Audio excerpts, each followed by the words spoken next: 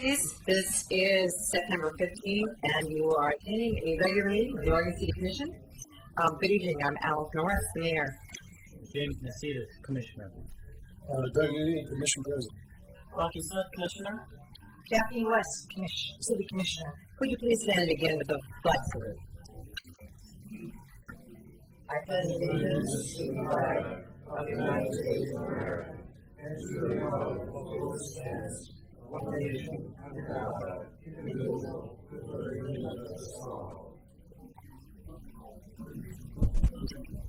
The first item on our agenda this evening is a proclamation which says, whereas serious mental illnesses such as major depression, bipolar disorder, schizophrenia, obsessive compulsive disorder, severe anxiety disorders, borderline personality disorder, and post-traumatic stress disorders affect 1 in every 4 people annually. Man, you're talking to my doctor, aren't you? This may be for you. Whereas serious mental illnesses are more common than cancer, diabetes, and heart disease, and are the #1 reason for hospital admissions nationwide. And whereas serious mental illnesses have been scientifically proven to be highly treatable illnesses of the brain, and whereas scientific research is producing tremendous breakthroughs in the understanding of mental illnesses, resulting in more effective treatments that allow people to reclaim full and productive lives. And whereas misunderstandings exist about many mental illnesses, and our social culture often wrongfully imposes productive lives. And now, therefore, I, Alice Norris, Mayor of the City of Oregon City, do proclaim the week of October 3rd through 9th, 2010 as Mental Illness Awareness Week in Oregon City to increase public awareness of mental illness. So done. Next, we move into citizen comments. I see that we have several people signed up to speak. William Giffords, followed by Tom Guile. Oh, William's not here, so how about Tom Guile? We'll get him in, but it's your time to just please come forward, and then we'll get him. And I know, but for the interest of everyone, you come to the microphone, please give your name and the city in which you reside. Tom Guile, Oregon City. And I'm making these comments tonight because I didn't get a chance to at the Urban Renewal Commission, and I felt they were relevant to just the environment that we're all in right now. And so I'm going to read some of this. I come before you tonight because I'm as startled as the next person at some of the new revelations that have just come to light and have been brought to our attention in the last 48 hours. While I'm not speaking tonight representing the neighborhood associations, I am speaking on behalf of myself as a citizen. I can assure you that if we had known about some of the news imparted recently, this probably would have been a major topic of conversation at our Monday night monthly CIT meeting. I have a feeling that I would be reading some kind of worded letter against wasting $10,000 on a poll for a survey at a time when many Oregon City residents are tightening their belts and some are losing their homes. For this to happen at this time, as some prepare to leave office or others possibly lose their public offices due to increased citizen awareness of what has been going on here at City Hall, it seems a rush to judgment and a travesty to be wasting even $10,000 more on what could be a boondoggle concept. If this is the legacy that some of these political insiders want to go into this election with, then it's time for our own little Tea Party revolution right here in Oregon City. I, along with others, will be making sure that our citizenry are well informed as to the funds being wasted while some go hungry or lose their homes. And to also learn tonight that our previous city manager is now working for one of our city consultants. Whether involved in our projects or not, it doesn't matter if he's involved working on here. This certainly begs the question, was this some sort of payoff for services rendered while he was in office as a city manager? To me, that does not smell good. Excuse me, I think you've crossed an ethical line there of accusation. And cross an ethical line. If I'm a public, he just said it tonight, private citizen can say anything. I'm not sure about that. And what did I cross tonight? Said I can say it smells good. I didn't say.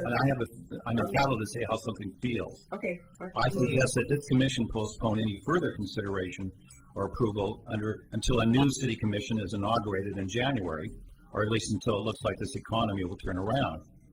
As you saw in the news this morning, Grassroots Tea Party movements have been able to overturn and uproot even the projected winners of their parties. Oregon City is primed for a complete overhaul of its political system to ensure transparent government of the people, by the people, and for the people. I'm referring to Commissioner Nocita, who was apparently under attack this evening for his parlor-style email. I, for one, am totally delighted, and I speak on behalf of several of my neighbors in Trailview, that we actually have a commissioner who communicates directly with his citizens rather than insulting our intelligence by keeping things quiet and kind of low-key. On behalf of my neighbors in Trailview, thank you, Commissioner Nocita, for your foresight to keep us informed. Thank you. Thank you. William. Gifford, followed by Paul Edgar.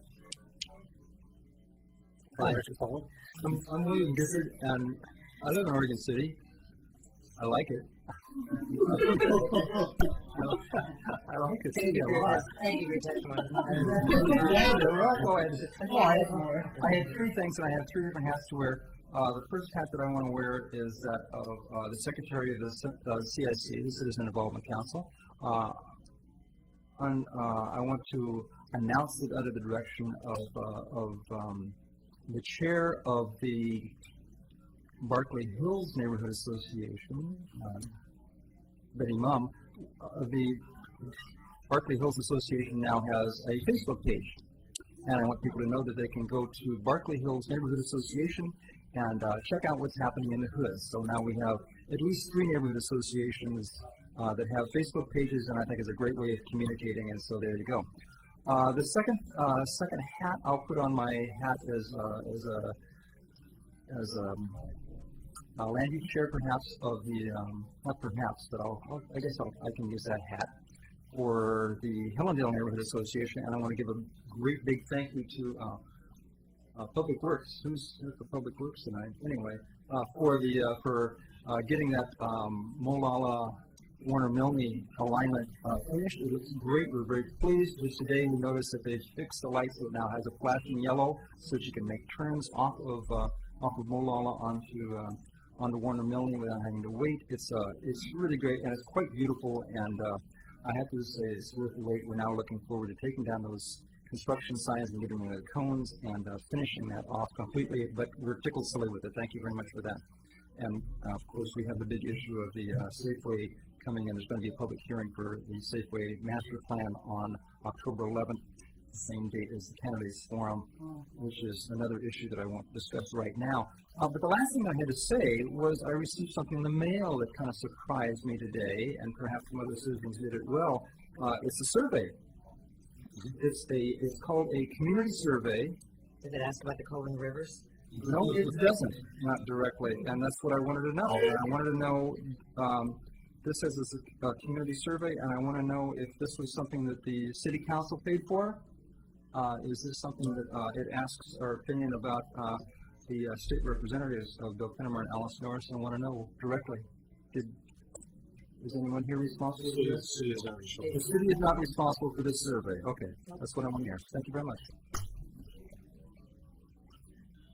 Next, Paul Edgar.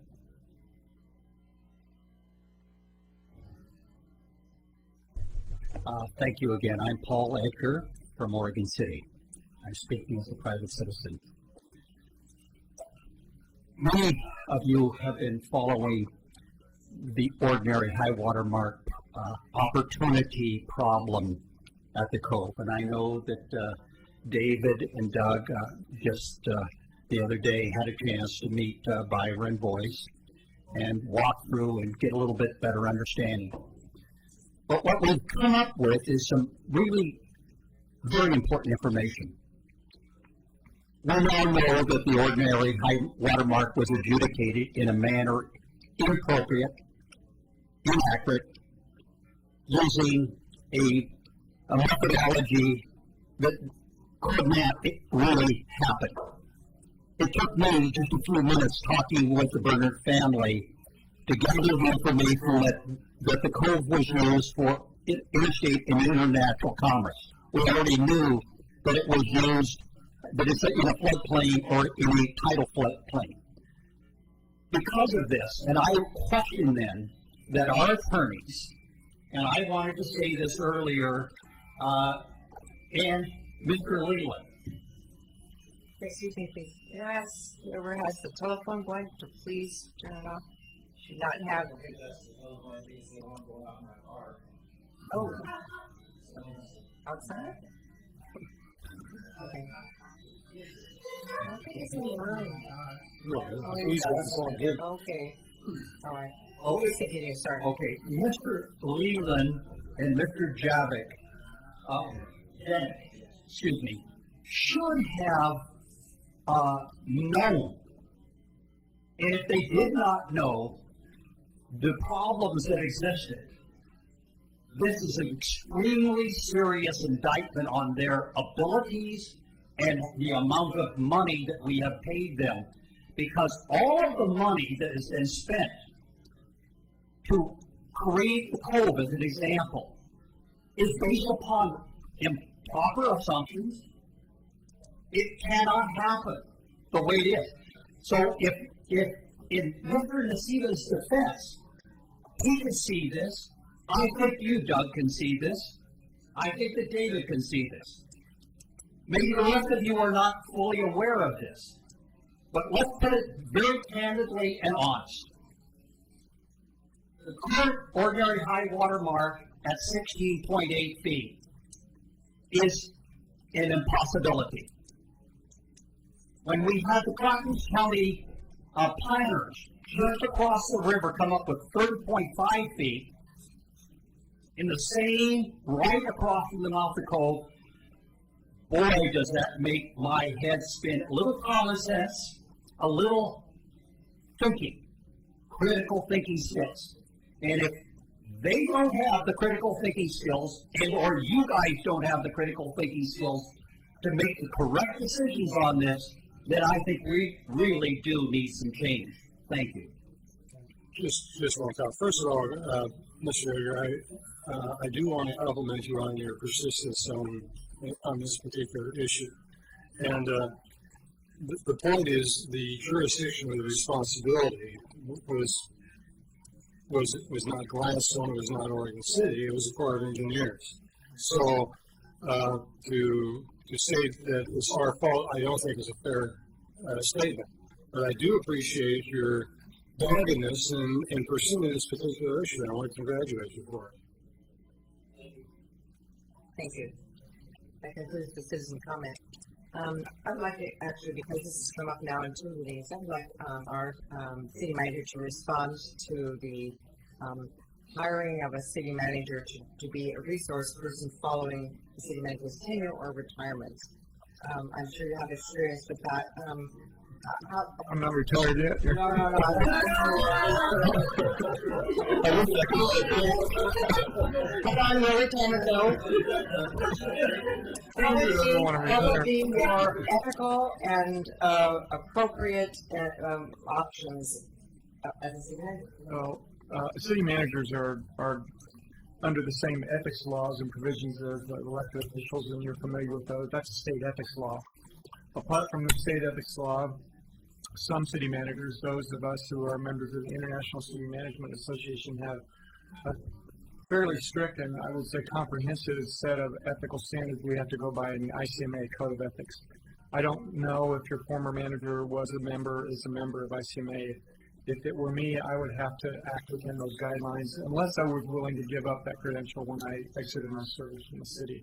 So I'm really not aware of what arrangement he had or didn't have, beforehand, or any of those discussions I heard about tonight. But it's not uncommon for managers. I know about a half a dozen or more retired city managers, and all of them have done some sort of consulting. Well, some do once a year for a couple of days. Others almost work full time. So it just sort of depends. But it's not uncommon for city managers to do consulting after they retire. But I hope I don't have to. Not retire, but do consulting. Oh, you're looking for a big severance then. Okay. Yes, thank you.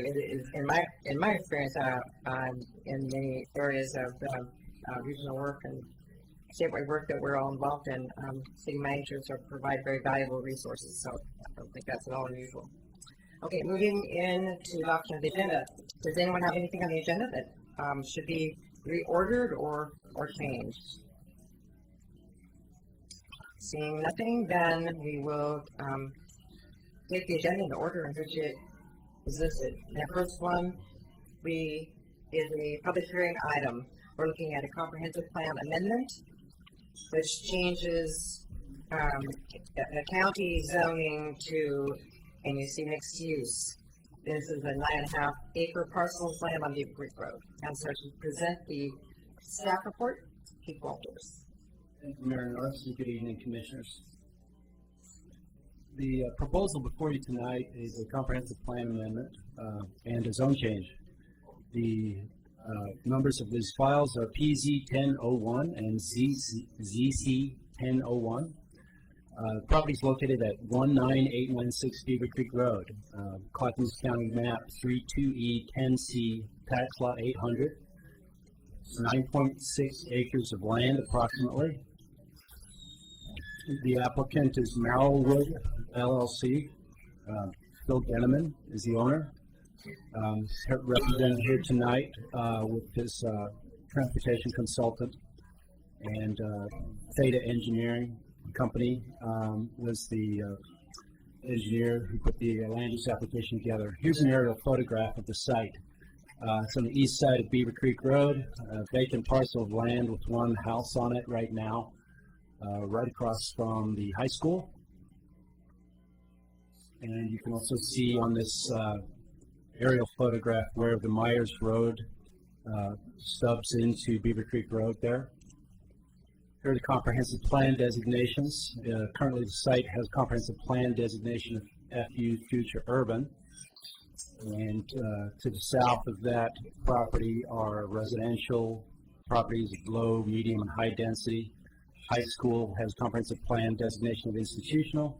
And to the north you have industrial comprehensive plan designations. Zoning here, R8 for high school, and various residential zonings to the south. Everything on the east side of Beaver Creek Road currently has a Future Urban 10 zoning designation. It's the county zoning designation. There's currently no city zoning on the property, and that's why the applicant has applied for zoning. Here's a little background on the property. It was 9.6 acres, as I mentioned. It was brought into the urban growth boundary in 1979. Comprehensive plan designation was changed from its low density residential designation to FU Future Urban in 2004, and the property was annexed in 2008. The metro design type is outer neighborhood, which is a low density residential designation. Because this property was brought into the UGB in 1979, it was not subject to the Metro Title 11 concept planning requirement. However, the city has comprehensive plan policies that require lands east of Beaver Creek Road to be the subject of concept plans. And this property was part of the Beaver Creek Road concept plan, and portions of the property were planned as a mixed employment village in the Beaver Creek Road concept plan. And the Beaver Creek Road concept plan was the subject of an appeal, and subsequently was remanded back to the city and Metro by the Land Use Board of Appeals following that appeal. Since the property was included as part of the Beaver Creek Road concept plan, and however it was brought into the UGB prior to that Title 11 concept planning requirement, it may be considered for rezoning irrespective of the status of the Beaver Creek Road concept plan. No development is being proposed at this time. The approval criteria for a rezoning and comprehensive plan amendment are in Oregon City Municipal Code 17.68.020, and they include the requirement to be consistent with the goals and policies of the city's adopted comprehensive plan, that there be adequacy of public facilities and services, water, sewer, storm drainage, transportation, schools, police, fire, and emergency services prior to issuance of a certificate of occupancy. The land uses need to be consistent with the existing or planned function, capacity, and level of service of our transportation system.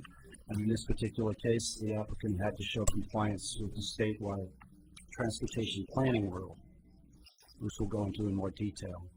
We've also made findings for compliance with statewide planning goals, and also findings for compliance with Metro Titles 1 and 7, which are our housing and employment goals. Transportation planning rule provides that for zone changes and comprehensive plans, there must be substantial evidence in the record to either make a finding of no significant effect on the transportation system, or if there is a significant effect, there must be assurances that the allowed land uses are consistent with the function of our transportation system by the planning horizon that is in place at the time. And ODOT and the city and the applicant have worked together. The planning horizon that we've agreed to for compliance with the transportation planning rule is 2027. And this analysis that was put together was based on an assumption of uses that would be consistent with mixed-use corridor 1 zoning, and that would include a shopping center of 20,000 square feet, an office space of about 80,000 square feet, townhomes and condominiums or apartment uses of 30 units, with a net increase in daily trips of 173. And at ODOT's request, this analysis was conducted both with the planned extension of Myers Road between Highway 213 and Beaver Creek Road, and without that extension. ODOT had determined that there is currently failure on ODOT intersections along the Beaver Creek Road, and that if this rezoning caused the volume to capacity ratio of these existing failures to increase by a factor of more than 0.01, they would consider that a significant effect, and this requires mitigation. So for the streets and network scenario that assumed Myers Road is not extended, the two locations at which that criterion were met were Highway 213 at Malala Avenue and Highway 213 at Myers Road. For the scenario that assumes Myers Road is extended between High School Avenue and Highway 213, the only intersection that potentially sees that is Highway 213 and Myers Road. ODOT will consider certain improvements reasonably likely if the city has them in their capital improvement plan, or can make a statement and determination that those improvements are reasonably likely to be built by the planning horizon. So for the construction of the Myers Road extension between High School Avenue and OR 213, there's a condition of approval on the Clackamas Community College Master Plan, which triggers that extension on their property when 50,000 square feet or more of buildings are built. Also, the project is identified in the city's capital improvement program, and we collect SDCs for the project cost. Additionally, the applicant has proposed addition of a westbound right turn lane at the time of development for the OR 213 Myers Road intersection. That would be on the community college property and would alleviate some of the congestion and allow for a safe turning movement there. Should note that addition of a northbound through lane on Oregon 213 to complete a 5-lane section is being done incrementally, and that improvement would meet ODOT mobility standards with or without this proposed rezoning.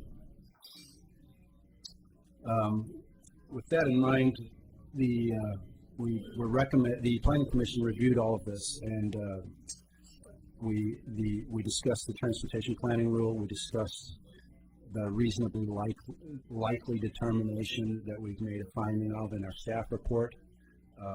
We believe that it is reasonably likely that the Myers Road extension will be built by 2027, and subsequently, based on our determination, ODOT supports this rezoning with the condition that we've placed as number 4 here.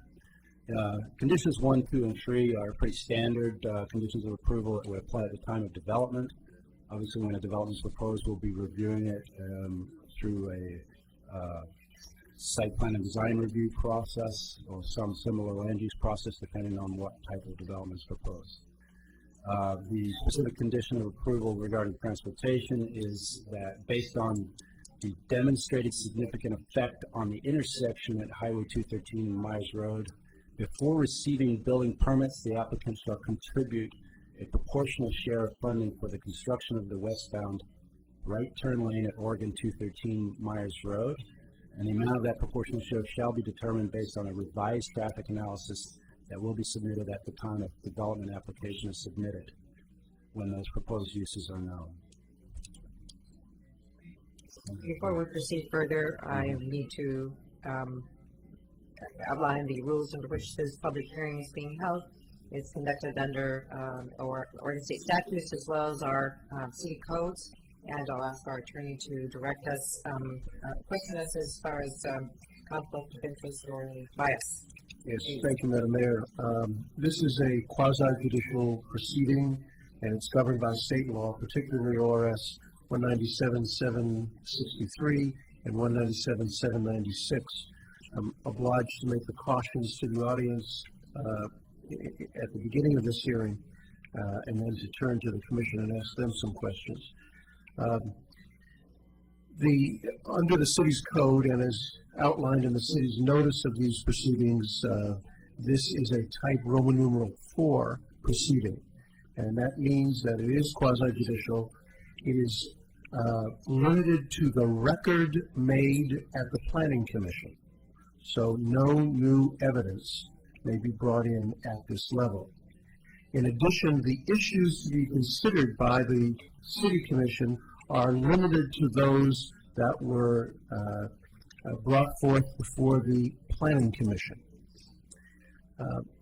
Anyone who, those standards are set out in the staff report. If anybody would like me to read them, I'd be thrilled to do so.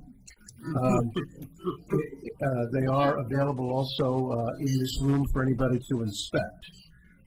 And as I said, I'll be glad to read them.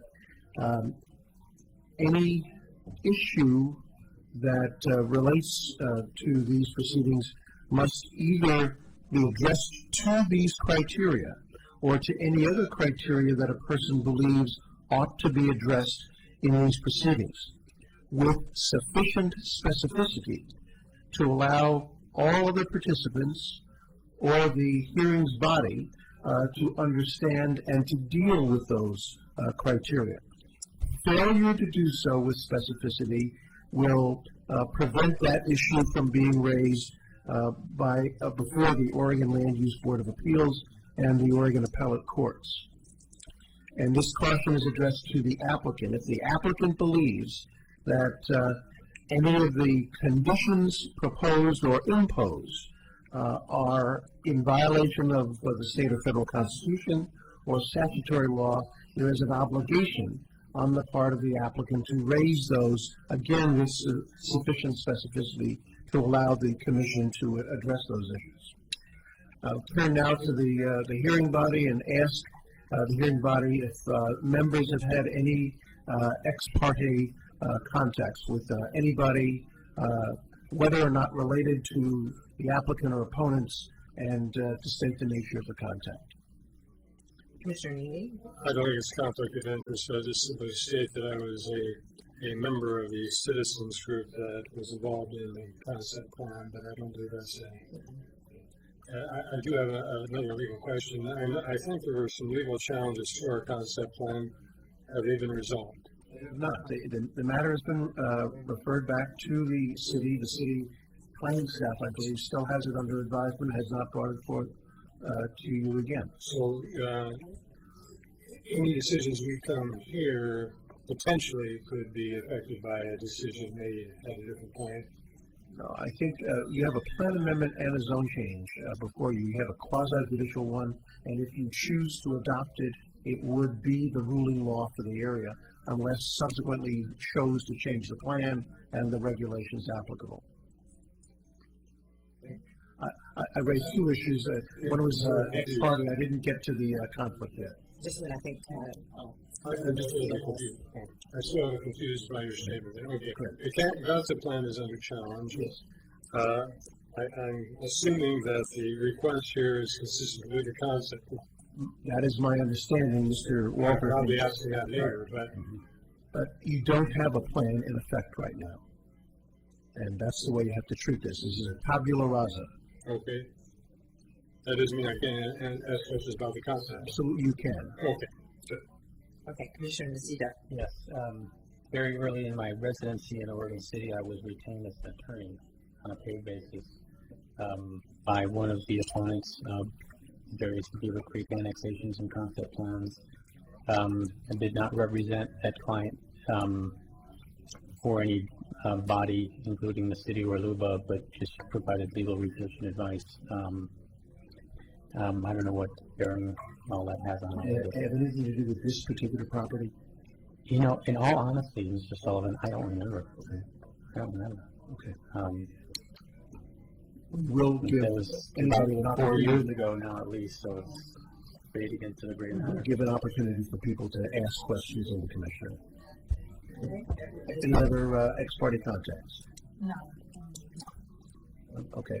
How about the issue of bias, interest in the outcome, aside from that which Commissioner Nocita indicated? I'll just mention this. I work at Oregon State High School across the street, so I don't think that'll affect any. Obviously won't, but people should know. I live across the street. I was just said I live across the street. I live here and I live at the high school. I live the layout. I thought it was at a church. I thought it was at Madam Mayor, now's the opportunity for anybody to ask any of the people who have made these revelations anything about the ex parte contacts. Is there any response? Okay, I assume that we may move forward. We move forward. Thank you. The process that we will follow for this public hearing will be this. The applicant will have an opportunity to present their side for 10 minutes. The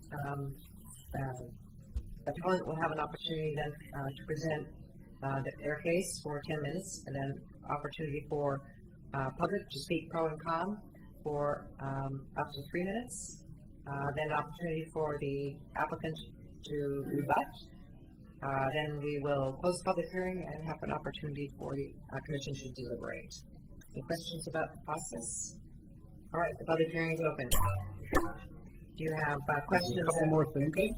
There are draft minutes from the planning commission meeting of August 30th in your packet, and an ordinance prepared for your consideration, which is ordinance number 10-1008. Okay, is there any further questions of staff before we move into the thank you. Let's begin. The applicant, please come forward.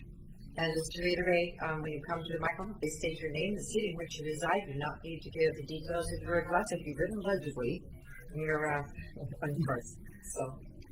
I'm Phil Gellerman, Merlin LLC. I live in Westland across the river. I want to start by thanking the staff for the amount of time they spent. We made our application was probably 2.5 inches thick, plus then a traffic study, and I thought they did a very good job. I assume you all have a copy of that in the material you've got. I'll make this really short, and then I have our team here to answer questions for you. I have Bruce Golston from Feed Engineering, Phil Worth from Kittleson Engineering, Kittleson Associates, and then Jeff Kleiman, Land Use Attorney, who assisted in preparing the application. We bought the property, or purchased the property about 4.5 years ago, and shortly after that, we're asked not to submit an application for annexation because it would be included in the Beaver Creek conceptual plan. And so he held off on doing anything. And I did actually participate on the task force for well over a year, I think, on the monthly meetings, and agree with and like this concept plan and supportive of it. And I think the zoning that we're proposing here is compatible with the concept plan. Our application's kind of basically about two things. After we bought the property, then after the Beaver Creek conceptual plan was remanded back, then we applied for and gained annexation into the city. And at this time, we're seeking zoning to keep our financing on the property in place, because that's one of the conditions the bank has placed on us is to extend our loan now, that we need to have some zoning on the property to increase the value of it. Because right now, we just have a piece of property with one house on it. And the other part that I think is somewhat limited is about creating jobs in Oregon City. You know, and that's what the concept plan was about. And so that you have people living and working in Oregon City rather than living in Oregon City and then driving to southeast Portland or downtown Portland. Or having to forget West Lynn. Bad joke, sorry. Please continue. We're taking care of that. But we're now asking you to approve the zoning to MUC1, and that will allow us to proceed with finding entities to partner up with to develop the property. All the inquiries we're getting on the property, you know, they don't want to proceed until we have entitlements, and then they would propose use consistent with the zoning on that. And so that basically we're kind of caught in between with the county zoning, and we need a city zoning. So with that, if you have any questions of our team. Okay. Other questions? Probably one of the biggest Journey. sins, I think, would be the ultimate impact on Myers Road if it doesn't go through. But as you said, the development of that probably won't occur until a point to which may not be an issue. So I guess that's my only concern. I'm going to have a question to staff later on, though. If they have any questions of you all. One of the conditions of approval is that we need to, based upon the use that we propose, there would be revised traffic analysis at that time. Thank you. Can you tell what we can hold?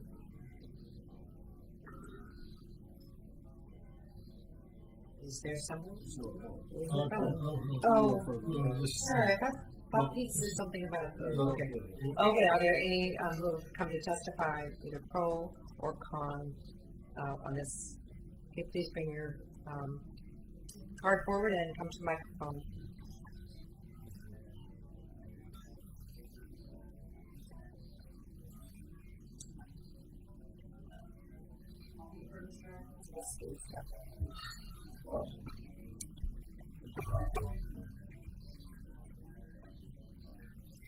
This is Andy Zinke. Unincorporated Clackamas County. Before I start my time, I have a question regarding the Hamlet of Beaver Creek. I wonder why they didn't get notice of the meetings. And it's my understanding from Bill Merchant that a notice to him arrived very, very late, not in time for him to answer.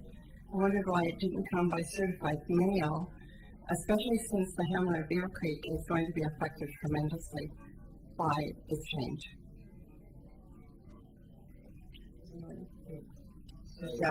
I did get a conference with the planning director who tells me that, well, first of all, I'm not sure that certified mail is required for city notification at all. And secondly, that the Hamlet, I think according to Tony, was not entitled to notice. Is that correct? That's correct. Per our code, we notice within 300 feet of the property site, we post the site, we put it in the newspaper. Once we had noticed that, I had some discussions with staff, and I did request that a notice be sent down to our contact at the Hamlet.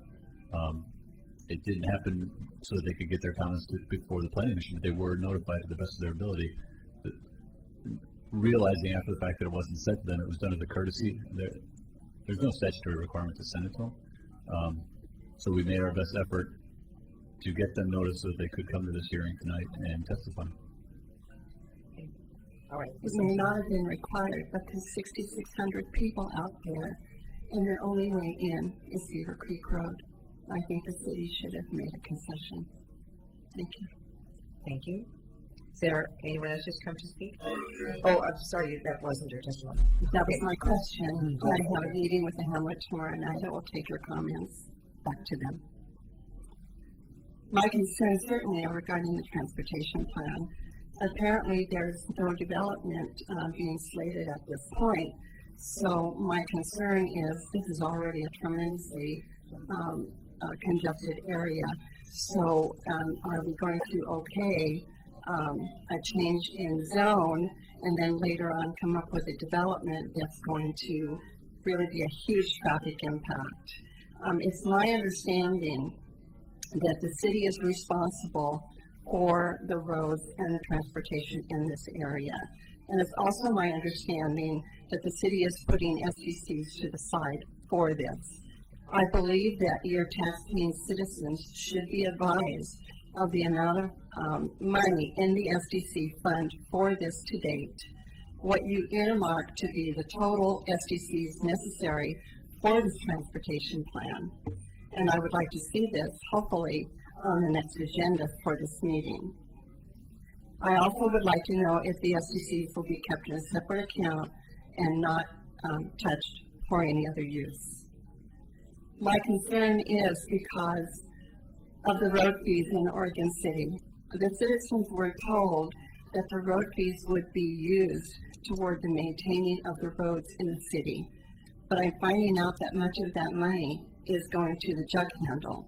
I don't know if that's in the best interest of the taxpayers of Oregon City who have been complaining about the maintenance of their streets. May I interrupt and correct, our paving maintenance utility fee goes to pave streets curb to curb within the city, and none of that money has gone to the jug handle. Staff, please correct me on that. Again, it was a state, money from the state. money from the state, $24 million from the last legislative Jobs and Transportation Act. Not transportation. None of those funds are utilized for projects. Yeah, no, that's all for pavement maintenance. We would know what the SEC's fees are going to be charged for development plans come forward, number one. And number two, I don't know earmark SEC's to specific. I mean, SEC's applies the impact in the whole city. It's not just the impact of the site. And the site's impact really has to be taken. Let's finish your testimony and then we'll. Yeah, thank you. Go ahead to that. Thank you. My other concern is that the uses that you're asking for at this point, the mixed-use zoning, was this the same type of zoning that was approved during the Beaver Creek concept plan for this particular acreage, or are we dealing with some other type of zoning? I just didn't know if it was consistent with which has already been voted in. That's all I have to say. Okay, thank you. Would you like to respond to that? We should do that now while Elizabeth Grader Lindsay comes forward. Yes, the NC1 zone is consistent with the mixed employment village, which was identified for this property in the Beaver Creek concept plan area. Concerning FP system development charges, when we did the Beaver Creek concept plan, the Park Place concept plan, we identified all the infrastructure improvements, water, sanitary, and transportation. Those plans, when they were adopted, we updated the system development charges to incorporate those projects in those fees that are currently being charged today. So system development charges are for citywide impacts. We do not earmark SDCs. They do not go into a separate fund for, someone paid the SDCs in South End, so they stay in a South End only transportation improvement pot.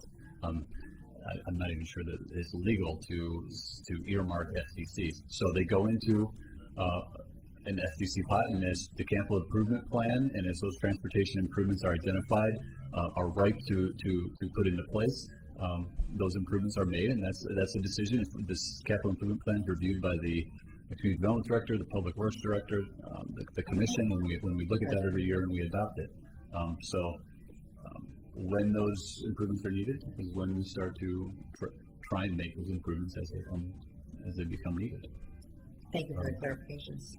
She can come forward, but she brought up a question that I would have brought up as well. The concept plan doesn't ever put these things in terms of our designations. What it does here, when I bring it up, it talks about mixed-use neighborhood. It talks about mixed-use employment village in the North Employment Campus. But I presume this is in the area that we're calling a mixed-use employment village. When I look at the concept plan map, that's figure 8 under the concept plan. it appears to me that the area we're talking about is mixed-use employment village. And I think to answer her question, I think we need to really talk about that in connection to the concept plan too.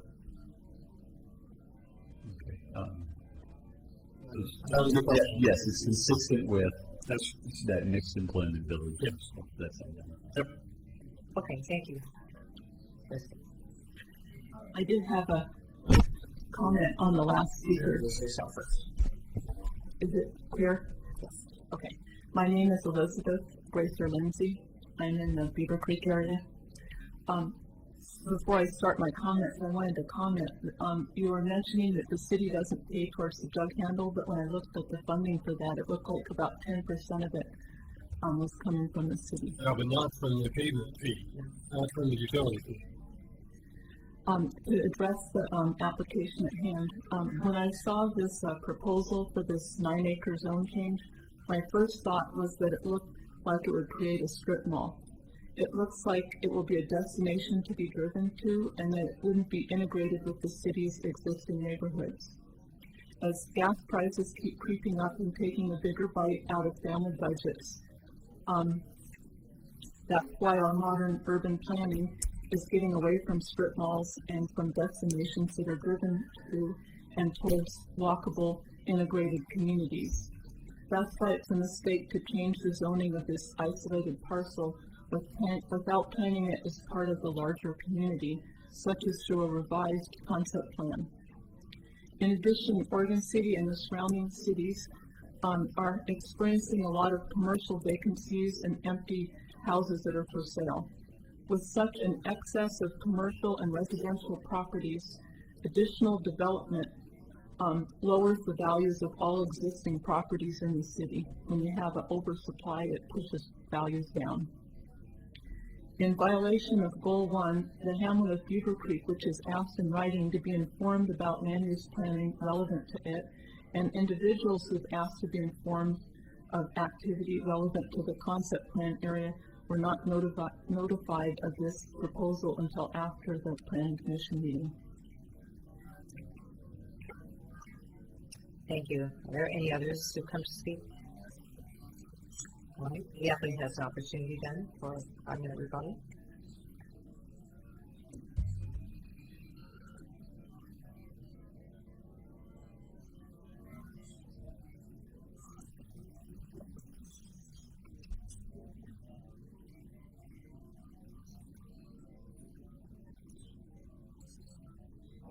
While we're waiting, I'd also like to point out one other issue concerning the transportation plan that was submitted by the applicant. That was reviewed by not only the city, but David Evans or John Replinger Associates reviewed that as well. We did scope out that transportation study with the Oregon Department of Transportation. We worked with Oregon Department of Transportation to look at several key intersections along that corridor, and we identified where the key intersection issues would be per the transportation planning rule. There's anecdotal evidence put in the record tonight that there's too much congestion, et cetera. This transportation plan has been looked over by multiple agencies. It's been submitted by Kittleson and Associates, which could speak further to the analysis that was done. If you have questions about that, the intersections that were looked at, the key intersections on 213, Beaver Creek 213, Myers 213, Glen Oak 213, Molalla 213, and Reese 213, Beaver Creek, Glen Oak, Beaver Creek, Myers. These have all been looked at, and the transportation study supports the findings and the recommendation of staff. If you do have questions, please direct them at staff or the applicant's traffic engineer, who has come tonight to try and address any concerns you may have about transportation, since that tends to be the largest issue we have in these zone changes and some concerns with CPR.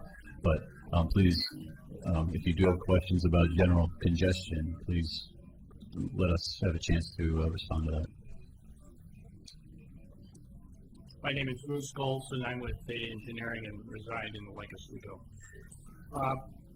The MUC1 and the MUC zones are pretty broad in nature, and their uses are quite broad. They include elements of residential and commercial.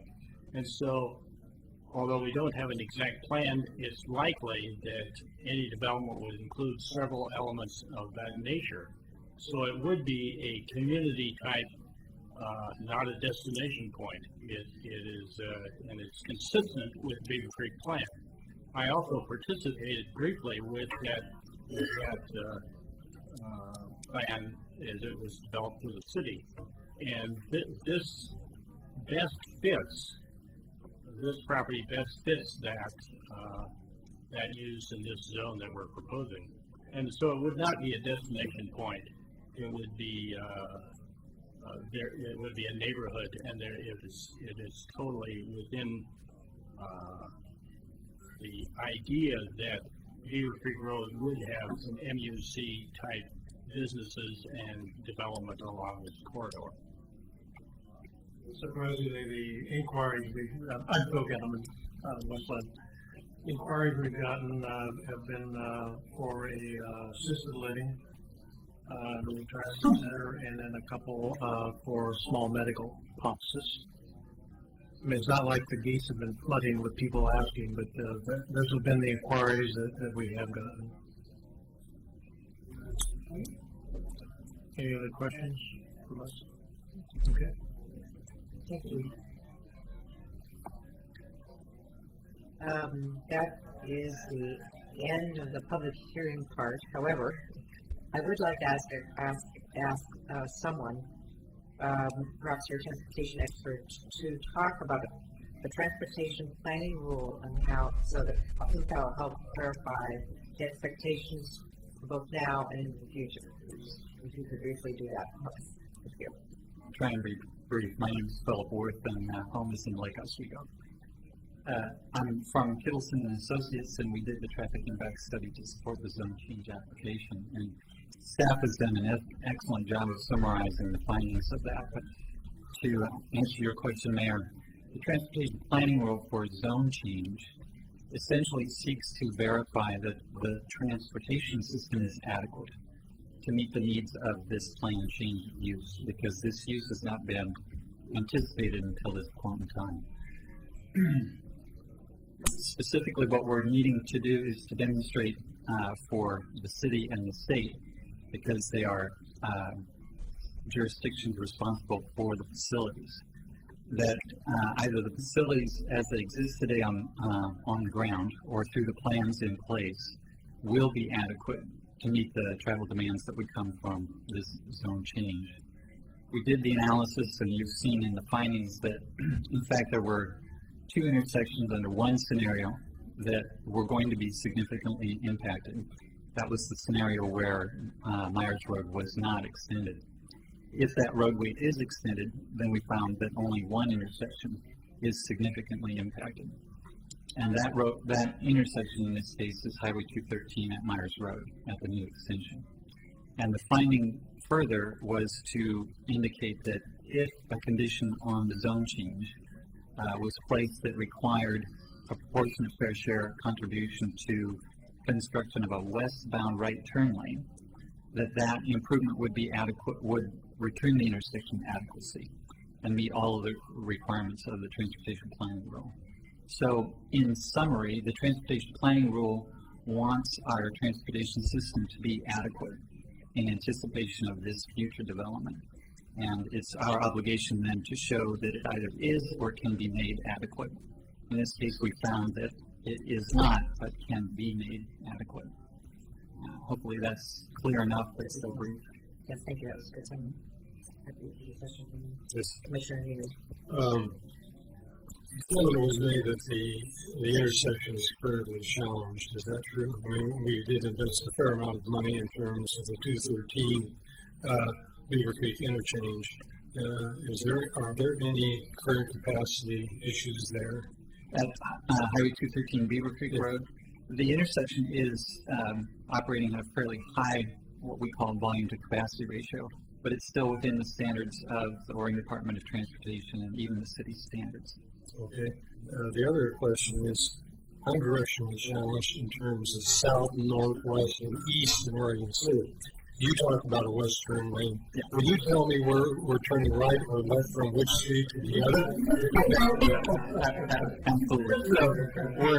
So we're at a future intersection that doesn't exist today. The intersection that exists today is Myers Road. Actually, I was talking about the 213. You were talking about you were talking about Beaver Creek and 213. And you were referring to a West Mountain Lane, I thought. Well, that's looking for Myers. Correct. Oh. So today, Myers Road is a T intersection with Highway 213, right? Yes.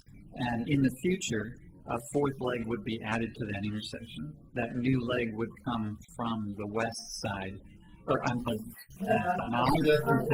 would come from the east side of the highway, from the side that Clackamas Community College is on. That helps. So when that connection is made from the community college side to 213, the current plans are not specific as to the actual geometry of the intersection. So in coordination with the city and with ODOT, the assumption was made that when that intersection was constructed, there would be no dedicated right turn lane from that new approach to go north into Oregon City on Highway 213. And so with that conservative assumption, then we identified that if you provided that right turn lane, it would be adequate. And so in summary, it would be a right from the community college to go north into Oregon City or to I-205. Very Hill Show.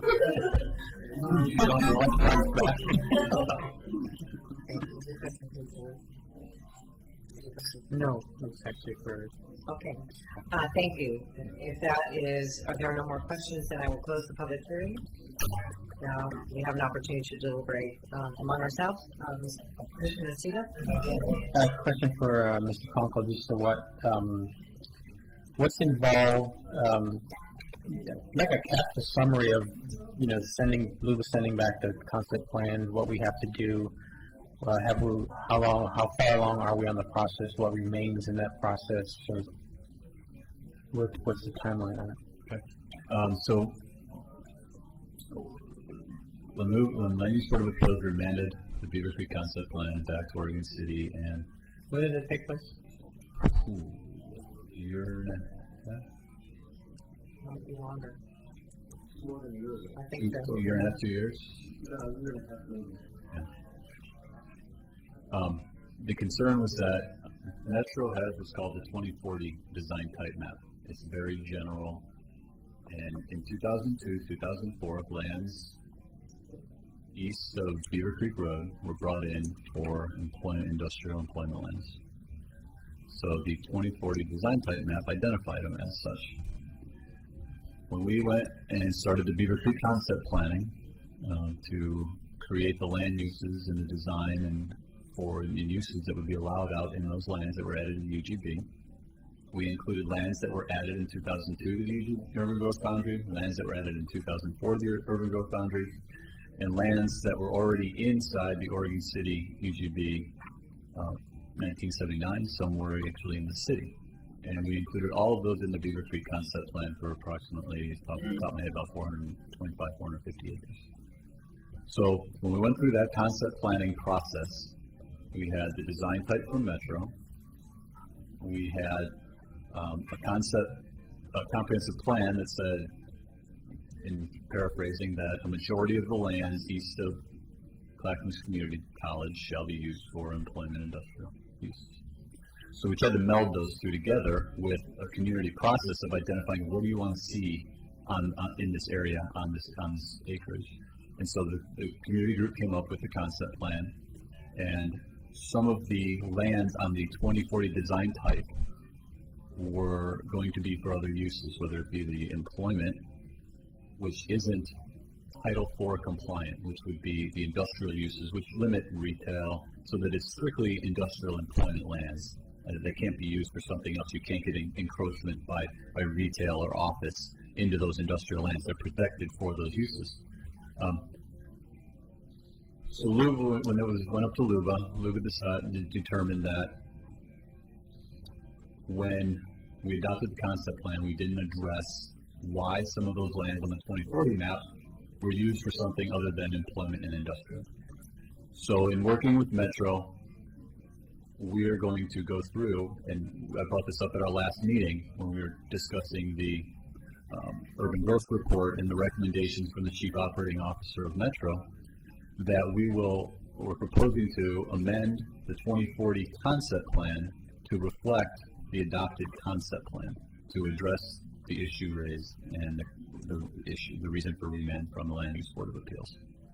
I think that it's interesting since 2002-2004, looking at the greater metro region, and as the findings of the 2010 urban growth report find that we have sufficient industrial employment lands in the city. What we're lacking in the region, what we're lacking are properties of 50 acres or more.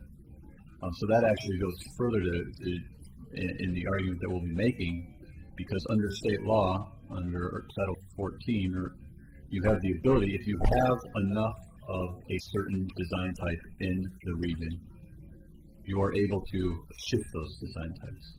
So since 2002, we did bring lands in for industrial needs. Since then, those lands that have been brought in have not been utilized. There is actually, at this point in 2009, when that study was done, 8-9, in excess. So that's a new occurrence, something that's new that has occurred since the LUBA appeal. But so on a complicated issue, that's where we're at. That's how we're addressing it. Is that we're going to change the 2040 design type to reflect the Beaver Creek concept plan.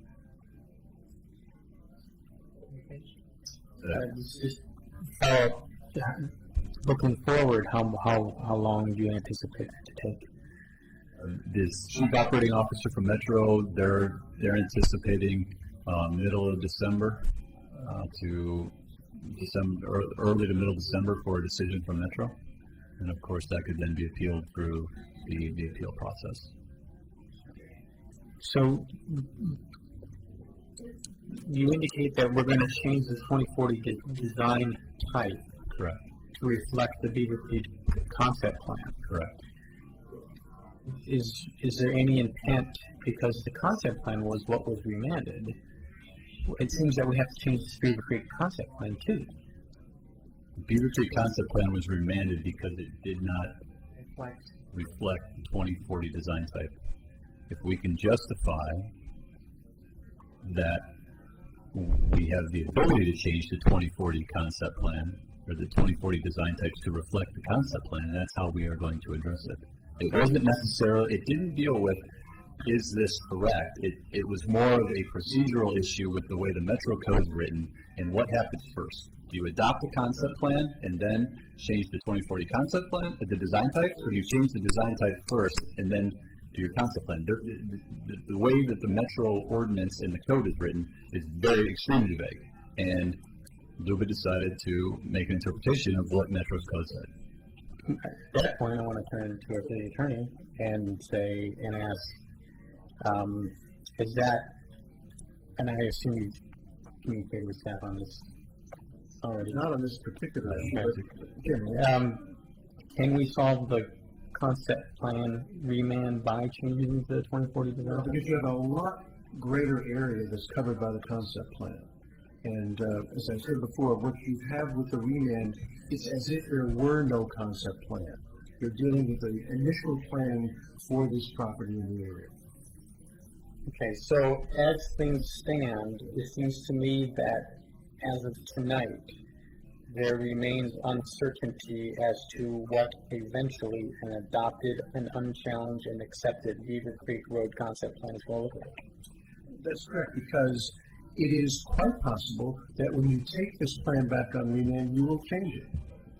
Okay. So then I'm struggling with how there can be an assertion that what's being proposed now will be consistent with the Beaver Creek Road concept plan. I really think that that is not a relevant consideration because you haven't got a standard in that plan because it's been remanded. What you have to go with are the goals, the Metro criteria, and consistency with your own plan. Okay. Here's where I'm struggling though. It seems to me that with all this fluidity, that if we approve this tonight as proposed, that the concept plan will evolve in such a way that when it's finished and there are no challenges, and we've got lovely drawings on the concept plan and the concept plans there, the purpose of them is to have coherent development from a design perspective as well as from a zoning perspective. That if we let this property proceed as proposed, it has the potential, especially with the lack of standards, to be a pre-existing development in the midst of what the concept plan is envisioned and just be so dissonant from an architectural and design and community perspective that it could be aborted. You may consider that as part of your deliberations tonight. It is not an automatic reason to say no. You may say no, but you are not required to say no. Okay. And I think as we walk through the staff report, that's what made this difficult, was that we had this concept plan on remand. You had a property that's been in the UGB since 1979. It was at a design type of outer neighborhood. It had a comprehensive plan designation of low-density residential. We decided, the city, in 2004, when we updated our comprehensive plan, to take this piece, because it was on the east side of Beaver Creek Road, and change the comprehensive plan designation of it from low-density residential to future urban as a holding, because we were in the process of doing the Beaver Creek concept plan as well. So those are some of the issues that we're trying to deal with. When we wrote the staff report, we just included the Beaver Creek concept plan and the policies that are from it as exhibits, because they're technically not approval criteria, but they're a substantial part of the vision for that area that we had worked on and that had been adopted by the commission. But we did focus on, as in the staff report, the approval criteria of the existing comprehensive plan, the existing metro requirements, and then so those were really, that was really the biggest policy question that we had, was what do you do with this? It's not required to be concept planned per Metro's code. It had a designation previously, and we changed it in 2004 because we thought we were going to be moving forward. We've addressed the transportation issues, taking it from future urban, which was a much more difficult standard than if it would have just been low-density residential, because at future urban, they had a zoning designation of 10 acre. They had 1 unit per 10 acre that they had to then compare to the change of a mixed-use corridor. Whereas if they would have been low-density residential, they would have come in at R10 at 4 units per acre. That difference would have been much less. So there were a lot of unique aspects to this application. So we tried to walk through that the best that we could. It can certainly be. You have a policy. You have a comprehensive plan policy that says properties,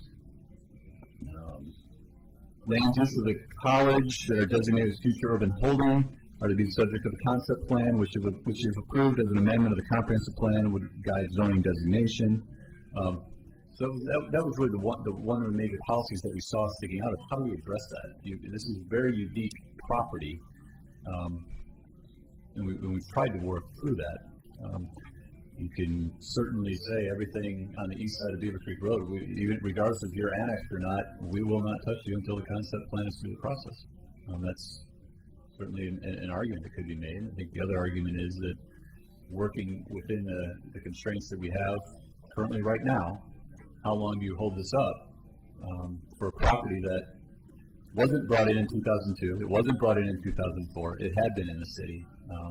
So to me, that's the difference. If it would have been a property that we brought in 2004, I'm sorry, here's what your part, you need to do a concept plan. In this case, it's a little bit different. I think that deserves some consideration by the commission. Yeah, but basically that, even if it is true that it doesn't negate or obviate the concern I have that even if it's already in the city and it's already, it came in earlier, it still could be dissonant from what the concept plan eventually winds up being, hypothetically. That's a possibility. Correct, it is. Commissioner Neely. Yeah, I guess I'm probably more familiar among people on the commission here of what the process was and on the concept plan. I want to talk about that a bit. I'm sorry, Commissioner Nocita is left. I'll go ahead and proceed. The City Commission, and I presume it's about, I would guess about 12 years ago, requested this land be brought in. And they requested it because they visualized industrial employment land in this area across from the campus, and to work with the college and so forth to find out synergistic employment industrial uses with the college and also the high school. We had supported both the college and the high school in that particular concept. We went into the concept plan period of time. The people in the Glen Oak, the Caulfield neighborhood area were very concerned about having industrial lands across from their property. And so this went through various iterations and so forth, and what was developed really was kind of a gradation of lands. That's why it's referred to as mixed-use neighborhood, the notion that perhaps you're going to have residential, but many of them may be residential where you actually have jobs in the household and so forth. And you grade, and the gradient moves towards mixed-use employment village, which would serve those neighborhoods and so forth. And then you have the industrial further out from the essentially Caulfield neighborhood. So there's a lot of input and a lot of give and take in this particular process, and that's why we have this particular concept plan that we had. I believe probably what triggered the appeal was probably the issue of the mixed-use neighborhood, but I'm not certain about that. In any case, that's kind of the background of what occurred in this particular process in terms of public input, really. Well, then let's go farther with that. What are our options here? I mean, I do like the option of, if we can't guarantee, of course, the Beaver Creek concept plan will be approved by LUBA in a timely manner, necessarily. But I like the idea of tying this to the concept plan. Is there a way that we can say that it needs to be consistent with an unadopted Beaver Creek? I'd be real hesitant to do that. Okay. Okay. So what are the risks and the inconsistencies that after going through the concept plan for 2 years and that so many hours of citizen input and professional input to create the plan, I agree that it's a very difficult decision to work around it. So if you just answer the question, I guess, about what are the inherent, we have some pretty tight code provisions, but it doesn't necessarily have to integrate with the rest, like probably an adopted Beaver Creek concept plan would. So can you answer that, please? Well, I guess to one extreme would be that we changed the 2040 design type and we adopt the Beaver Creek concept plan as is again, goes up to LUBA, gets remanded, and it completely changes out there. I mean, that's a worst case scenario. I think that the mixed use corridor is consistent with the mixed employment village. The Beaver Creek code, the implementing code language hasn't been written yet. So there would be, there was a lot of discussion about green streets, but we have moved toward that with our code. Now, we look at low impact development as a requirement now. It's the first thing you need to look at. Is it exactly what would come out? It's hard to say. I think that you're going to get a very, it's going to be similar in terms of the uses. The design of the buildings is going to be similar. We didn't require LEED on the buildings as part of the concept plan. We don't require LEED in our current zoning code. So really, some of those zones were in the Beaver Creek concept plan were tailored off of the existing zones in the city because those were the examples that we had to utilize. not really that different. It might be nuanced. I mean, is that what you're saying? Right. And not having completed the code for the Beaver Creek Right. concept plan, I'm not sure what that's going to look like. I have the vision that is in the concept plan. This is a very, very small component of the larger concept plan area. A lot of the improvements for green streets, I mean, it was focused on public infrastructure, you know. There's only one place we can put the road, at the intersection of Myers and Beaver Creek Road. It will extend through the site, just based on connectivity analysis. We're not going to allow driveways on Beaver Creek Road as a minor arterial. So those would be consistent with the concept plan. There will be nuanced differences, most likely. But struggling in terms of envisioning, without knowing what the code would say, how we could be different from it. It was really focusing on green development, but we've come a long way with the new updates that we've done to our code to require green development in parking lots on our streets. Water. Exactly. Yeah. Commissioner West. Well, I think you answered a piece for me because my biggest concern, or one of the things I really liked about the Beaver Creek concept plan was the grid and the parallel road to Beaver Creek. And so when you said that this road is still going to go in, so we're not going to lose that, that's a big deal to me. Is that what I'm hearing? Okay. Is that we would look at when an application for development comes in, we have standards for connectivity to adjacent sites. We have standards for block width. We have standards existing for access limitations. Well, Commissioners, Commissioner Hughes. I'm going to go ahead and make a proposal, and that proposal is that we hold this over until the next commission meeting. The basic driving force here is, even though the noticing is not required, we have the Enrici Road incorporated into our into the urban reserves, even though the city commission requested that it not be. We really have to work with the community of Beaver Creek to talk about the basic future in this particular area. I have no problem with this particular request, but I do want to give the Beaver Creek representatives, and I'm sure there'll be Hamlet representatives, an opportunity to speak to this. So I would request that we reopen the public hearing at the next commission meeting and not take action until that time. And that's a motion. Is there a second to that motion? I'll second.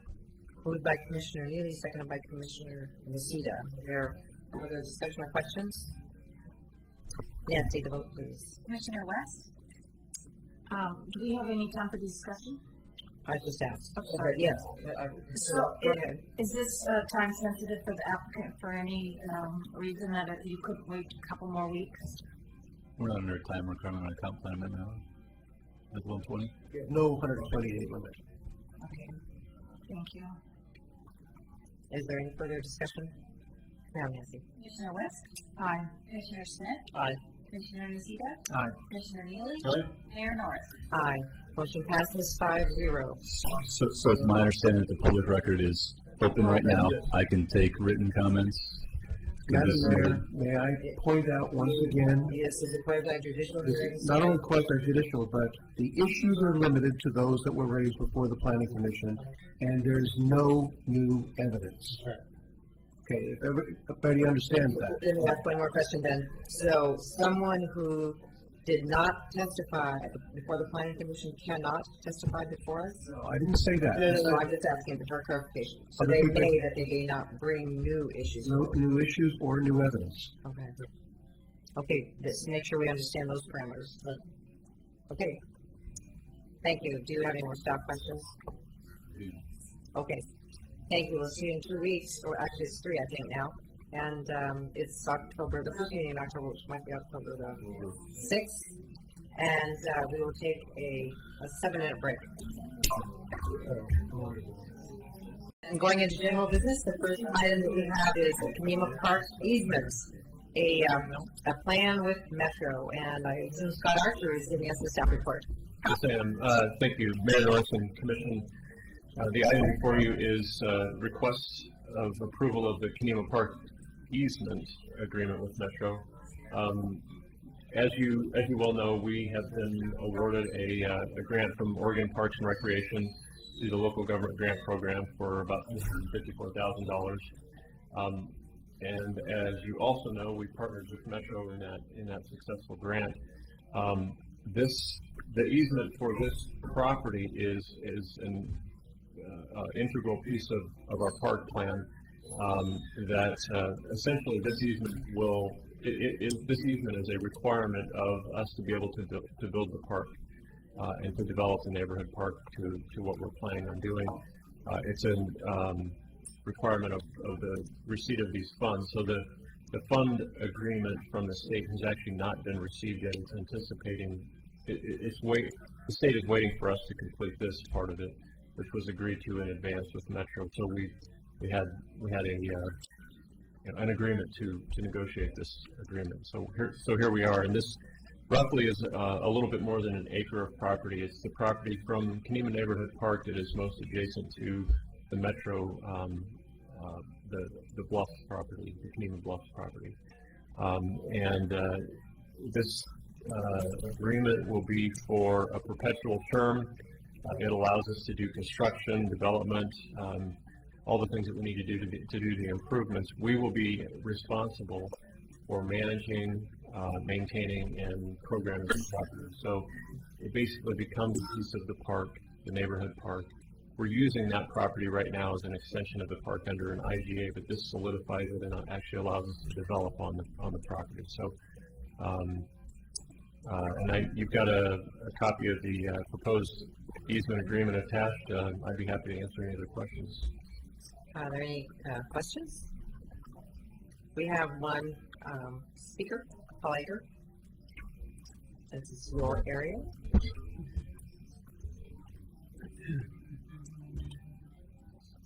Paul Edler, so now I can tell you I'm from Kenema.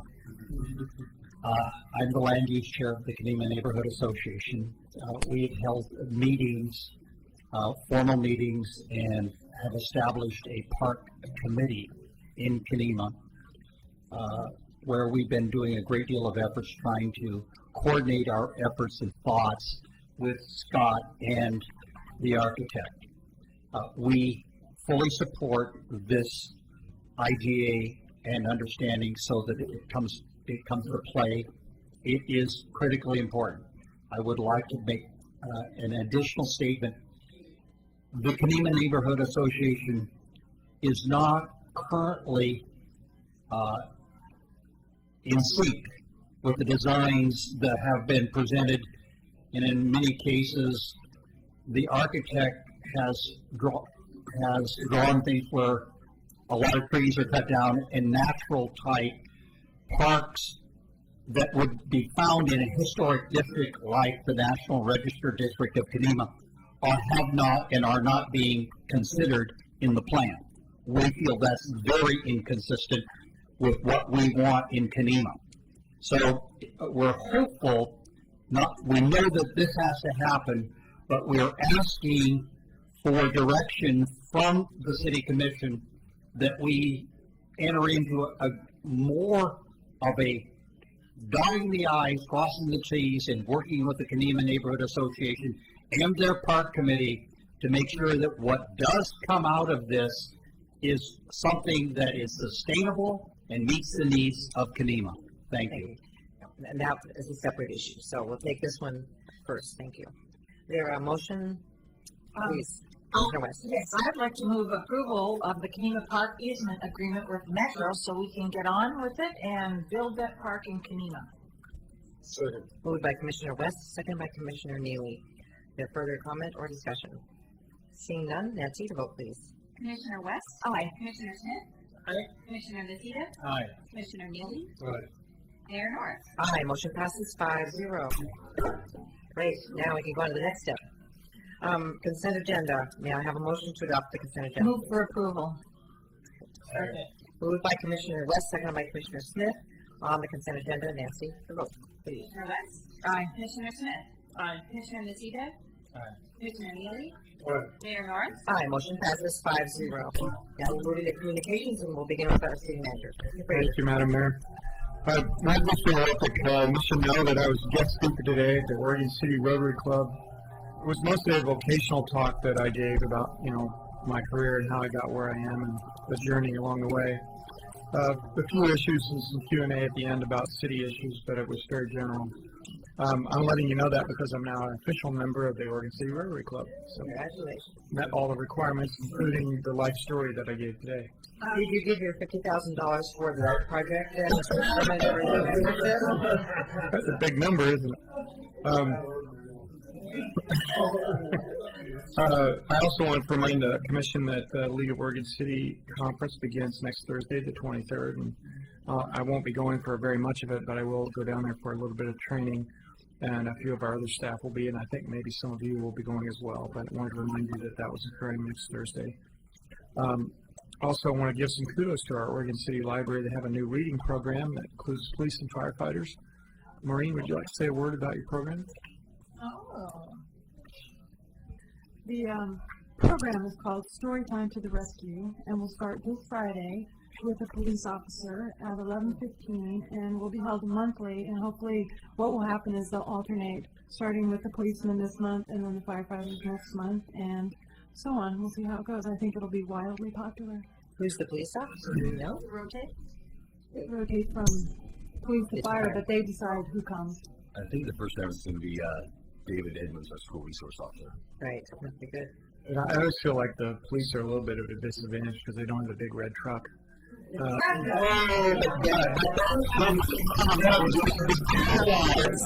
have the dogs, so that's, I don't know, maybe we'll see how it goes. We're always looking for young recruits in that service. Also wanted to let you know that in the finance department, the auditors have come and gone for this fiscal year. They were here last week for their year-end work. It appears as though the audit went pretty smoothly, and I know David Wimmer's relieved. He put a note here on my agenda that at his request, it came 7 weeks earlier than in the past years, which gave the finance department 7 weeks less time to get ready. but it all worked out, so we're looking forward to a positive result from that. Also, the Citizens Academy started tonight, I think. Isn't that right, Chief? Yeah, the Citizens Police Academy, which is the first time Oregon City Police Department has done that, started tonight. It runs for 10 weeks, 10 consecutive, I believe, Wednesday nights, and we started them off with a really interesting topic on criminal laws. So I hope they'll come back next week. So. Yeah, I just want to say a word about this program. I'm really excited about it. I've worked in communities that didn't have it and those that did. And Commissioner Cita mentioned, I think, seems like a couple hours ago, the need for us to at some point deal with a public safety or police levy to build a new station at some point. And this academy and allowing citizens to see the internal workings of the department, to understand these are the eyes and ears of what we do in keeping our community safe, and we'll never have enough police officers to do the job effectively without those people.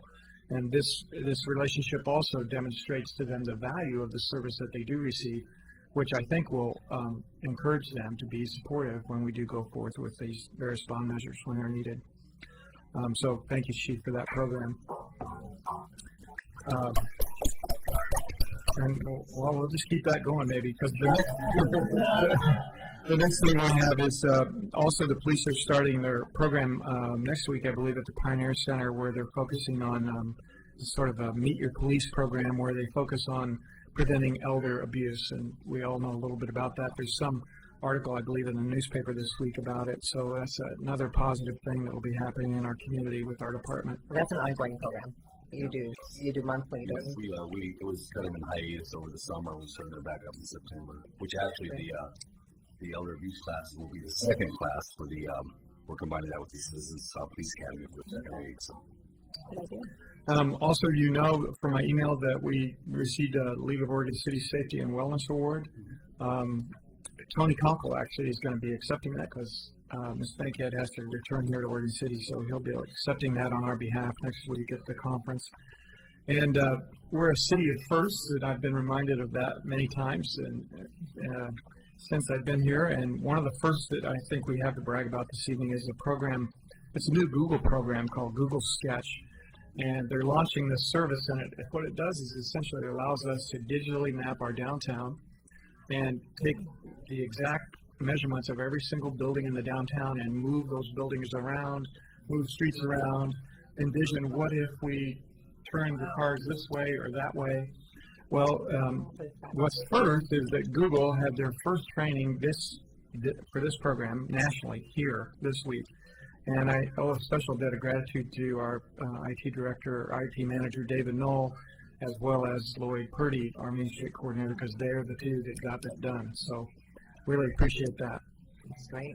And that's called SketchUp. If any of you guys are Google fans, you want to get on there and try to figure out how to use it. SketchUp. And I can get you more information about that after the meeting if you're interested. And I think that about does it. Great. Good. Yes.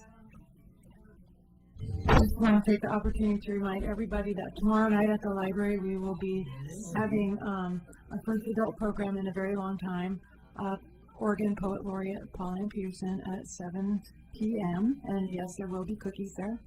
And then I put some flyers in the back on that, and also on upcoming events. We're going to keep this going. We have events planned all the way through February.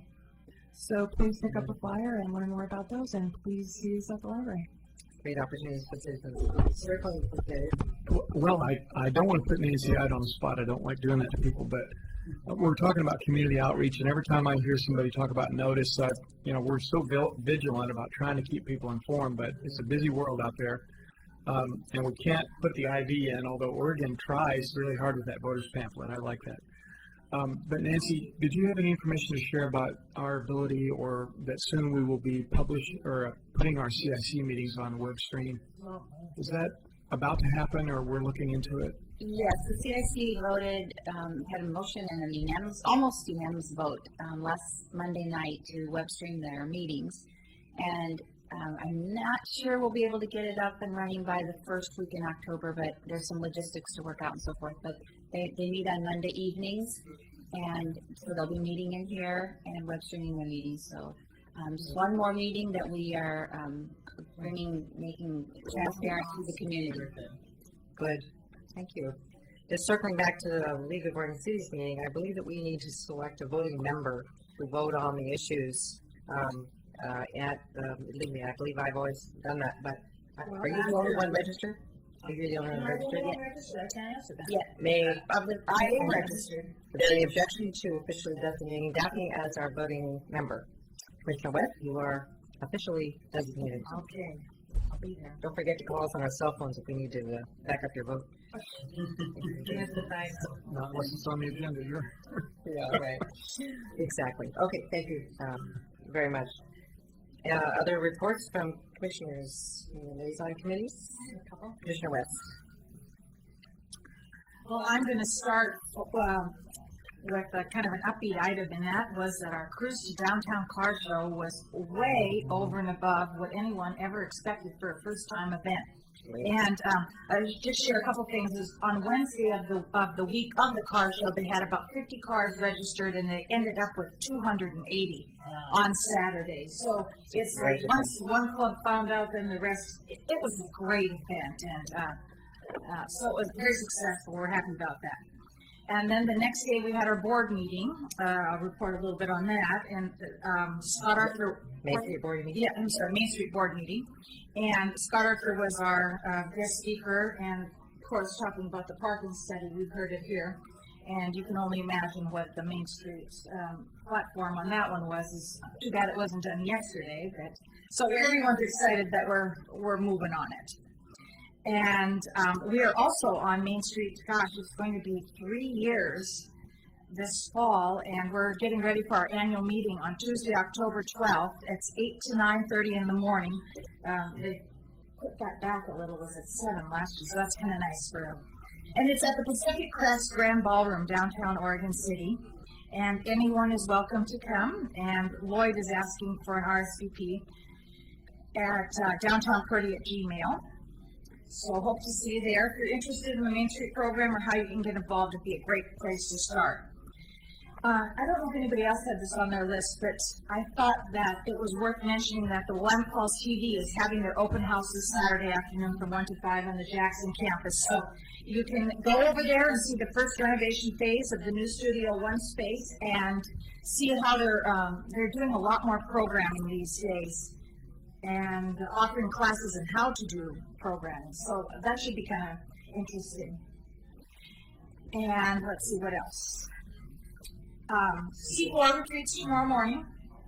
I don't know if am I the only one going? Okay, so I'm looking forward to that. It'll be nice to hear an update from Carlotta Collette, our Metro counselor, on the community investment strategy report and discussion from Metro. That'll be one of the guest speakers and an interesting topic to have dialogue around. And one last meeting I wanted to briefly report on is that I went to it's only my second meeting for the Tourism Development Council from the Clackamas County Board. And I'm just going to go over a couple highlights there. And since I'm jumping in midstream to a process there, did I say this last time that the concern will be going forward in new budgets that statistically and nationwide, 40% of less printed materials are going out. So I think the county is going to be looking at a lot more kiosk and internet available, internet accessible ways of advertising tourism in Clackamas County. And the grant process has changed. We've talked a little bit about that. Other years they had 4 different kinds of grants that people can apply for. Now they're having 3, which we've already applied for one. We've done the TAP. And they dropped requirements for that, so everyone, for each project, so that's kind of a nice, they've really loosened up the requirements for that. The other grant, I'm just going to throw it out there so people can hear about it. It's something different. It will be called the Tourism Opportunity Grant, and it's going to be considered seed money for a project, one-time use, kind of a turnkey project, ready to go. They want to see a lot of partnerships or multi-jurisdictional relationships, and this will be up to $5,000 a project and up to maybe $25,000 we'll give away this year.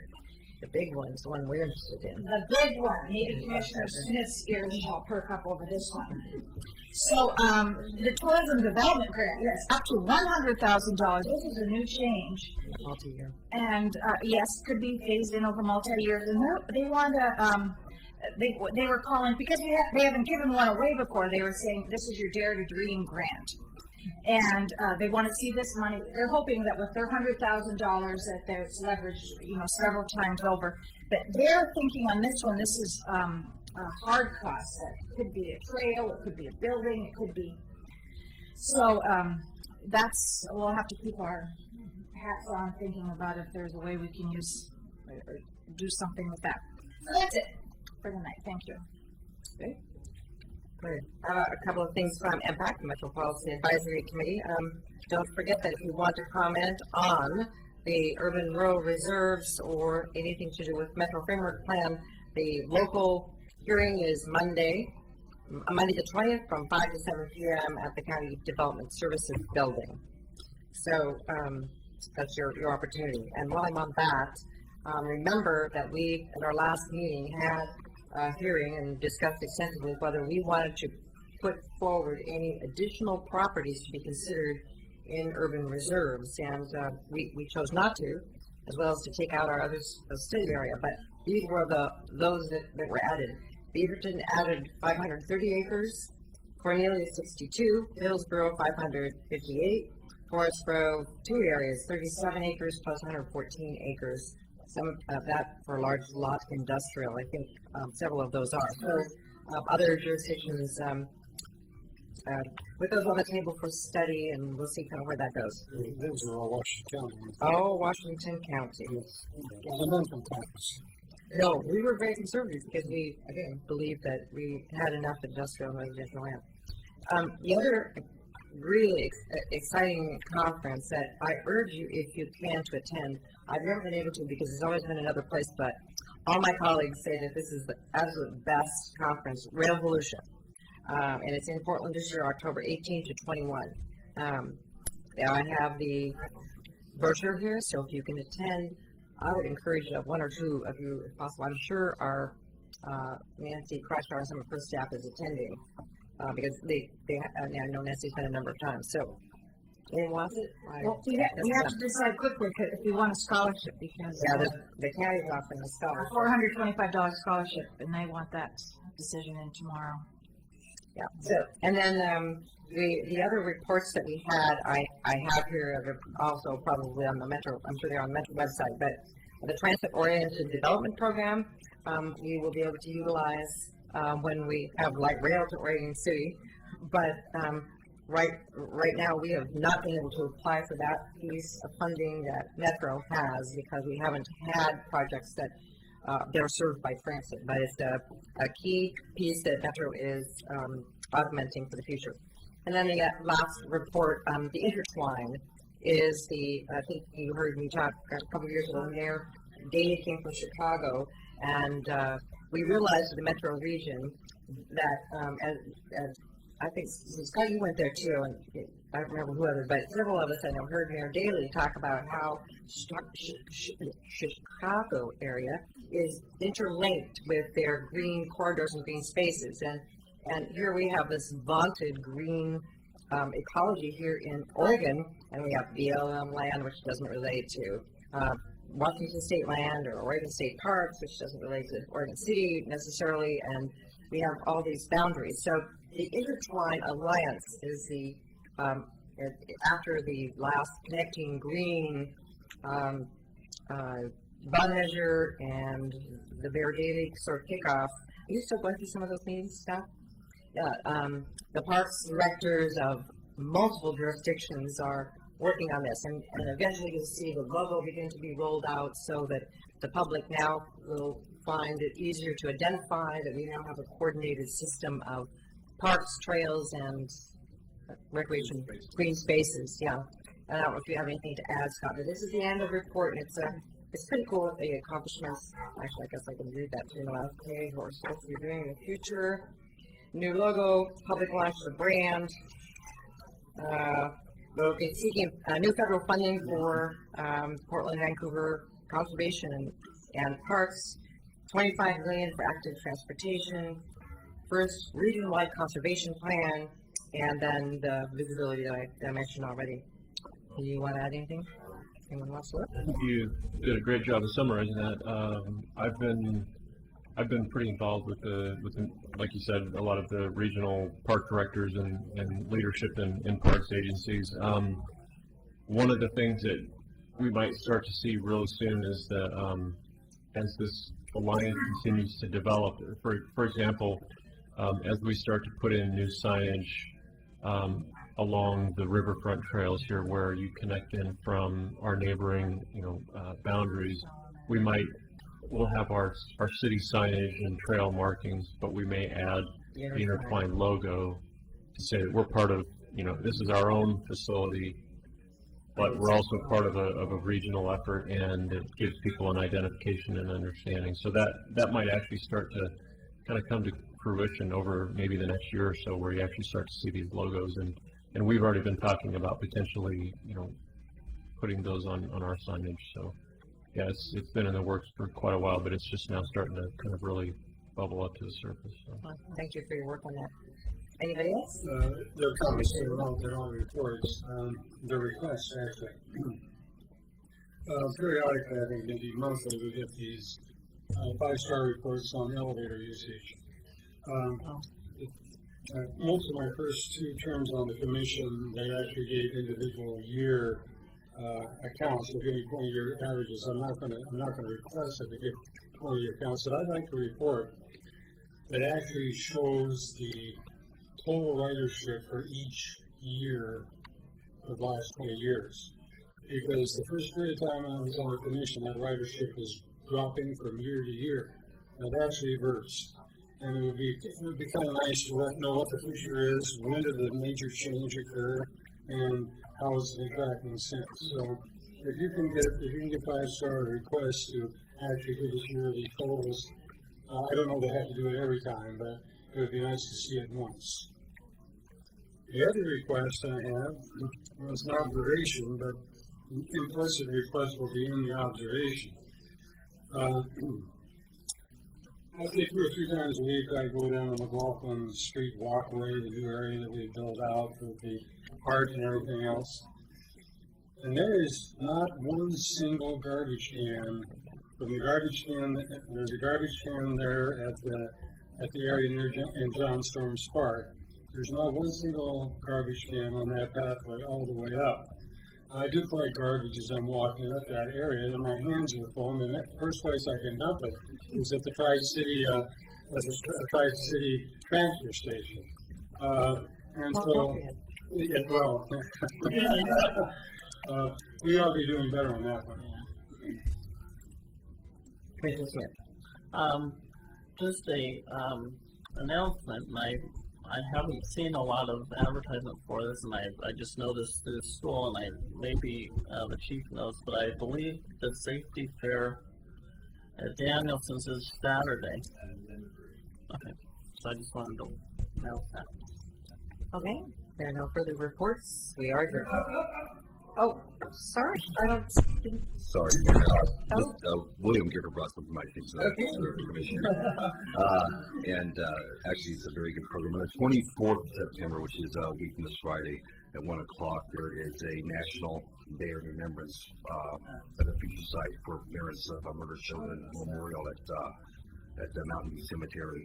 The guest speakers are going to include Attorney General John Kroger, Clackamas County District Attorney John Foote, and District Attorney from Clatsop County, Josh Marquis, and if you can attend, it's a very moving ceremony and very worth attending if you can do it. What time is it? 1 o'clock. And that's the 24th of September.